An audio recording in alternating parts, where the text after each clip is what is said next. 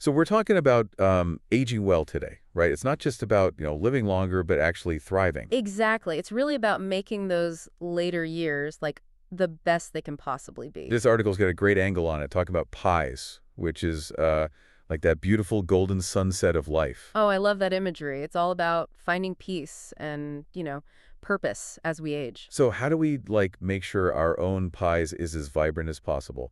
The article breaks it down into stages, starting with a third age, that sweet spot after retirement. Right, right. That's when you've got the time to rediscover yourself, pursue those passions you put on hold. Totally. It's like kids are grown, career's done, now what do I do? Yeah, it's a chance to redefine yourself, not just as a parent or, an employee, but as a person. So how do we make the most of that freedom? Then comes the fourth age, when, things might get a little tougher physically. But that's when wisdom really shines through, I think. It's about accepting where you are and appreciating the journey. It's like looking back at your life and saying, yeah, I did that. Wrinkles and all, haha. Exactly. It's about finding gratitude for the experiences, even the tough ones. So how do we tap into that wisdom and find peace with our past?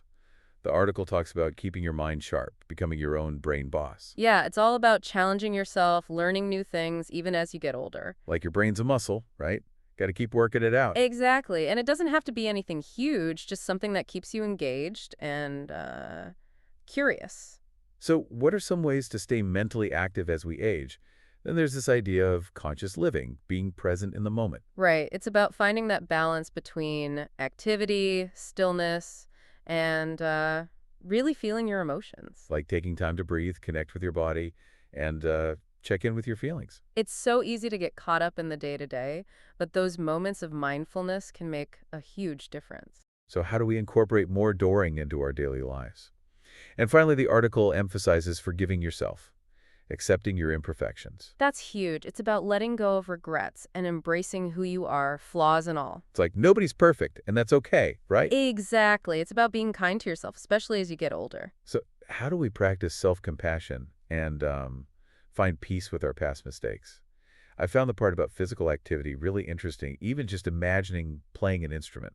Yeah, it shows how powerful the mind-body connection is. Even mental exercises can stimulate brain activity. It's like your brain doesn't know the difference between actually doing something and vividly imagining it. Exactly. So even if you're limited physically, you can still engage your mind and keep it sharp. So what are some creative ways to stay active, even with limitations? And then there's the flip side, the importance of quiet time and relaxation. It's about giving your mind a break, reducing stress, and allowing yourself to recharge. Like meditation, deep breathing, just taking a few minutes to disconnect from the world. It's so important for mental health, especially as we get older and face new challenges. So how do we create those moments of stillness in our busy lives? The article also talks about connecting with your emotions, sharing them with loved ones. Yeah, it's about being honest with yourself and others about how you're feeling, not bottling things up. Like talking to a friend, journaling, finding healthy ways to express your emotions. It's so important for maintaining strong relationships and feeling supported. So how do we create a safe space to share our emotions and connect with others? I think the point about forgiving yourself is so crucial. It's about letting go of past mistakes and moving forward with self-compassion. Like recognizing that everyone makes mistakes and it's okay to learn from them and move on. It's about being kind to yourself, especially when you're feeling down or, regretful. So how do we practice self-forgiveness and find peace with our past? That was a great discussion.